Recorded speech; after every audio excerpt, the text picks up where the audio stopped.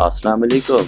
Welcome to Clifton TV Network and I'm your host Ali Khan. You are watching Clifton TV. चूहों की बनाई हुई paintings हाथों हाथ फरोख्त, लॉकडाउन का असर या कुछ और, बंदर भी पतंगबाजी करने लगे, वसीयत के तहत मरने के बाद अफ्रीकी शहरी अपनी मर्सिडीज कार के साथ कब्र में दफन। इन सब की तफसील मैं बताऊंगा वीडियो में, तो वीडियो पूरी देखिएगा। लंदन से ये खबर है, चूहों की तैयार करदा ननी मुनी पेंटिंग तेजी से मकबूल हो रही और इन्हें फरोख्त करने वाली खातून खासी दौलतमंद भी हो चुकी है। चूहे हकीकत में बहुत ज़हीन और बाकमाल होते हैं और स्टेफ टोगिड नामी खातून ने इनकी मदद से फन मुसव्वरी का एक कारोबार शुरू किया है, लेकिन इसका आगाज एक पालतू चूहे की मौत से हुआ। बीमार चूहा स्टेफ को बहुत अजीज था, लेकिन वो दौरान इलाज मर गया। मरने से कबल खातून ने इसके पंजों को रंगों में डुबोकर इनके नकूश अपने कागज पर उतार लिए। इसके बाद इन्हें ख्याल आया कि ये काम जिंदा चूहों से भी लिया जा सकता है। इसके बाद इन्होंने छोटे छोटे कैनवस तैयार किए और चूहों को पैरों और रंगों में डुबोकर इन्हें मुसव्वरी के नकूश छापने की तरबियत दी। इसके बाद चूहों ने धड़ाधड़ रंग बिरंगी शाहकार तख्लीक किए। अब एटसी और दीगर वेबसाइट पर चूहे के बनाए हुए शाहकार तेजी से फरोख्त हो रहे हैं। लोग इन्हें जानवरों के तैयार करदा शाहकार करार दे रहे। इनके पास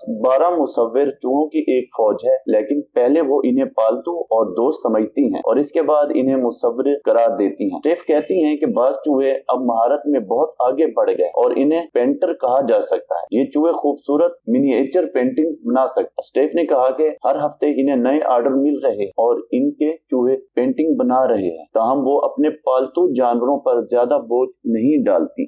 दूसरी खबर नई दिल्ली से है, लॉकडाउन का असर या कुछ और। तफसीलात के मुताबिक भारत के शहर दिल्ली में बंदर पतंग उड़ाने लगे। यूं तो लॉकडाउन में तमाम शहरी ही घरों में कैद हैं, लेकिन इस अजियत भरे दौर में एक बंदर ने अच्छी मसरूफियत ढूंढ ली है। सोशल मीडिया पर वायरल होने वाली एक वीडियो में देखा जा सकता है कि एक बंदर छत पर चढ़कर पतंगबाजी में मसरूफ है, जबकि लोग इसकी तारीफ में कसीदे बयान करते सुनाई दे रहे। मीडिया पर ये वीडियो तेजी से वायरल हुई है और लोग इस पर जबरदस्त किस्म के तबसरे के साथ साथ बंदर की महारत को भी सराह रहे हैं।